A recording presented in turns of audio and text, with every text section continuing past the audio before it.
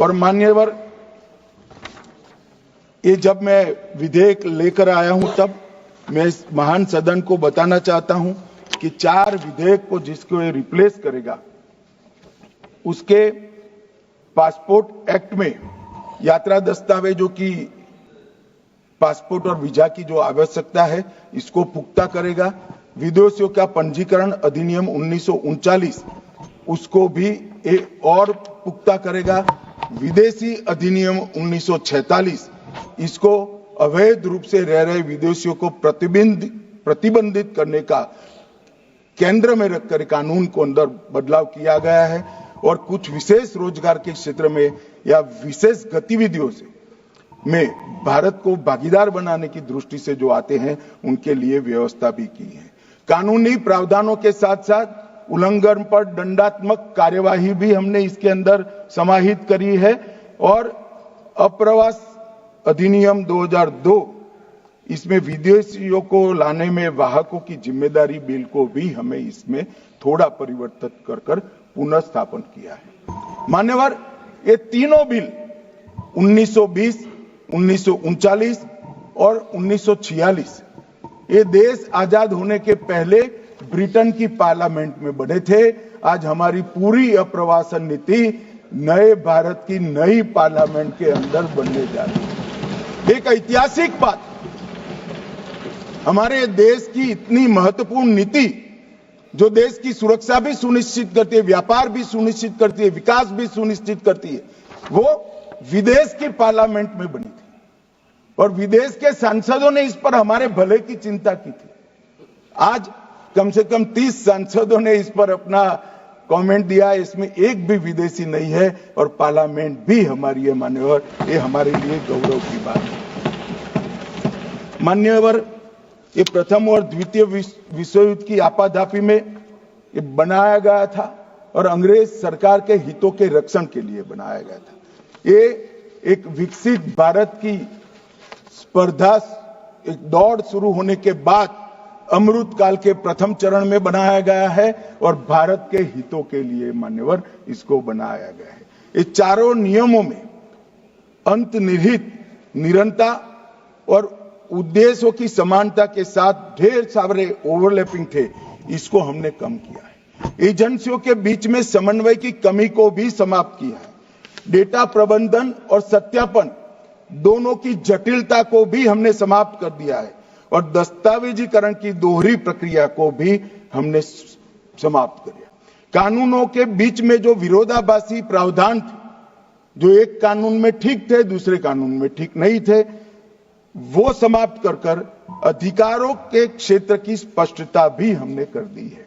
यात्रियों और अधिकारियों के लीगल कंफ्यूजन को एक साथ एक ही बिल चारों बिल के लीगल कंफ्यूजन को, कानूनों के लीगल कंफ्यूजन को समाप्त कर देगा और एक ही अपराध के कई दंड कई जगह पे अलग अलग कानून में थे, इसको भी स्ट्रीमलाइन कर एक ही कानून में लाया गया है। मान्यवर, ये व्यापक कानून अनुपालन के बोझ को भी बहुत हल्का करेगा। मान्यवर, मैं इस बिल की मुख्य प्रावधानों पर बात करना चाहता हूं। भारत में प्रवेश, ठहरने और बाहर जाने के लिए वैध यात्रा दस्तावेजों की अनिवार्यता को हमने आवश्यकता यहां पर ठीक कर दी। अप्रवासन ब्यूरो का गठन हुआ है। भारत में प्रवेश और ठहरने की अनिवार्यता आवश्यकताओं का उल्लंघन करने वाले किसी भी व्यक्ति को गिरफ्तार करने की शक्तियां भी इस कानून के अंदर हमने दी। भारत से किसी विदेशी को हटाने की भी शक्तियां दी। आवास, विश्वविद्यालयों, शैक्षणिक संस्थानों, अस्पतालों, नर्सिंग होम आदि के नियामकों द्वारा विदेशी अगर वहां पर पढ़ता है, अस्पताल में दाखिल होता है, तो इसकी सूचना ऑनलाइन ही देनी है। भाई, जब आप केस बना रहे हो तो ऑनलाइन एक सूचना देने में क्या आपत्ति है? कोई कहां रह रहा है इसका ट्रैक तो रहना चाहिए। और विदेशियों को भारत में लाने वाले वाहकों की बाध्यता को भी यहां सुस्पष्ट कर दिया गया है और उल्लंघन के लिए दंडात्मक प्रावधान भी किए गए हैं और कुछ अपराधों को कंपाउंडिंग कर सरल भी बनाया गया। एक प्रकार से आज के समय के अनुकूल प्रावधान बनाने का खुले मन के साथ यहां पर काम किया गया है। मान्यवर, जो प्रावधान हटाए गए, विशेषकर राष्ट्रमंडल देशों की जगह निर्दिष्ट देश रखा है। किसी भी देश के नागरिक के रूप में इसको निर्दिष्ट किया जा सकता है, वो धारा 33 में हम लेकर आए हैं। पासपोर्ट अधिनियम 1920 में एक से अधिक बार उल्लंघन पर दोहरी सजा थी, अब इसको हमने बदला है और विधेयक में विभिन्न अपराधों के लिए बढ़े हुए वित्तीय दंड को कंपाउंडिंग का प्रावधान भी हमने मान्यवर किया है। अप्रवास एवं विदेशी विषयक विधेयक में मौजूदा कानूनों का एकीकरण और सरलीकरण किया है और उसको बहुत स्टडी के बाद समेकित, संक्षिप्त, सरल और ठोस बनाने का काम किया है। 4 कानूनों में कुल मिलाकर 45 धाराएं थी, अब इस विधेयक में 36 धाराएं रहेगी, 26 पुरानी और 10 नई। 36 धाराओं के अंदर ही हमारा प्रवासन का ये पूरा लेखा जोखा मान्यवर दिया जाएगा। मान्यवर, मैं जब सदस्यों के जवाब दूंगा तब बहुत सारी धाराओं के बारे में बात आ जाएगा। इसमें मैं विशेष कहना नहीं चाहता, मगर कुछ जरूर बताना चाहता हूं। धारा 3, इसमें प्रवेश निषेध का प्रावधान है, कुछ सदस्यों ने इसका विरोध भी किया।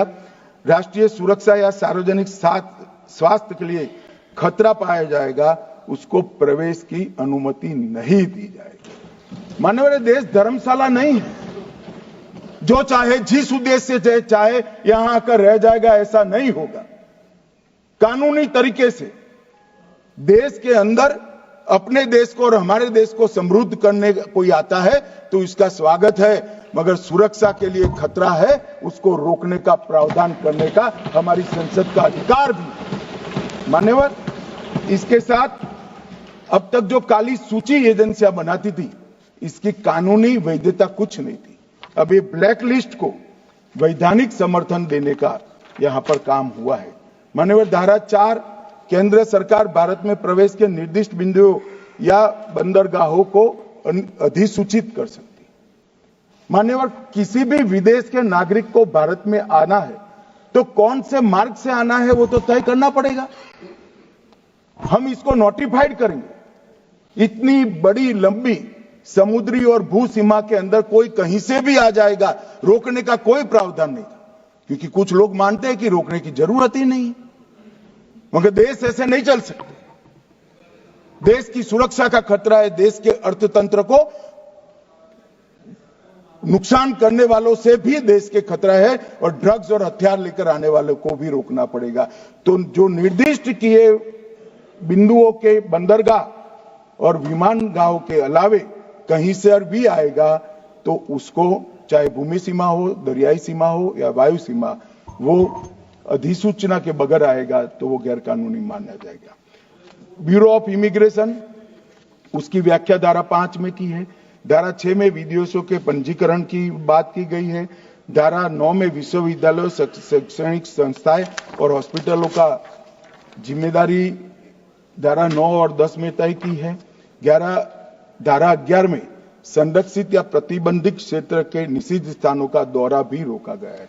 अभी कोई सदस्य कह रहे थे उसको क्यों रोकना चाहिए। हमारी सीमा पर कुछ संवेदनशील स्थान है, वो दुनिया भर के लिए खुले नहीं छोड़ सकते।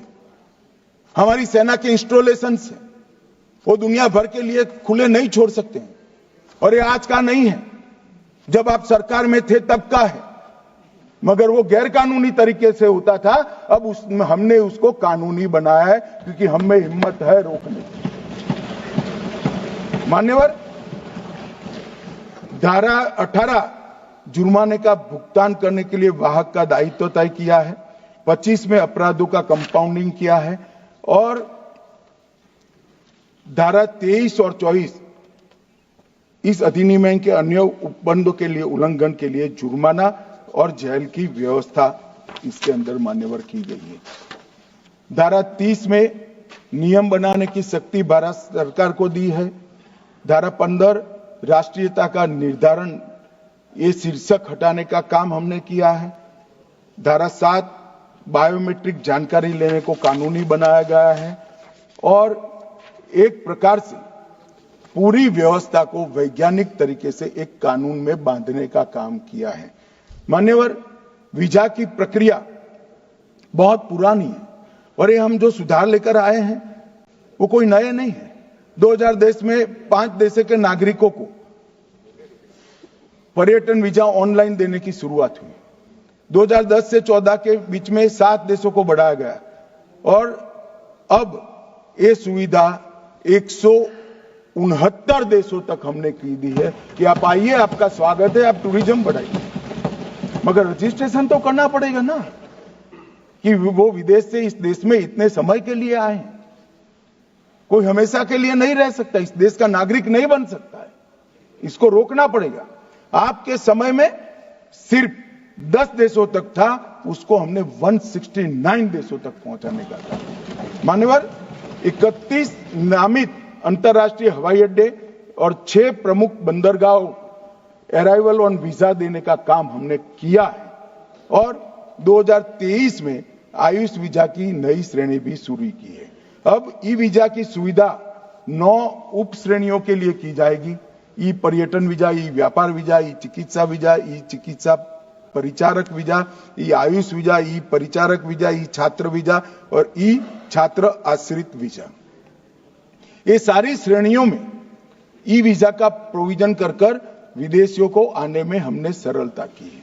जो लोग कहते हैं कि रोकना चाहते हैं, हम रोकना इसी को चाहते हैं जिनके उद्देश्य ठीक नहीं है। ये कहते हैं कौन तय करेगा, तो जो सरकार होगी ये तय करेगा। हमारी सरकार है तो हम तय करेंगे। कौन तय करेगा का क्या मतलब? भारत सरकार तय करेगी। कौन कर सकता है? कोई विदेश की सरकार करेगी? क्या विचार है? कौन तय करेगा? भारत सरकार तय करेगी, क्योंकि हम भारत सरकार में है तो हम तय करेंगे।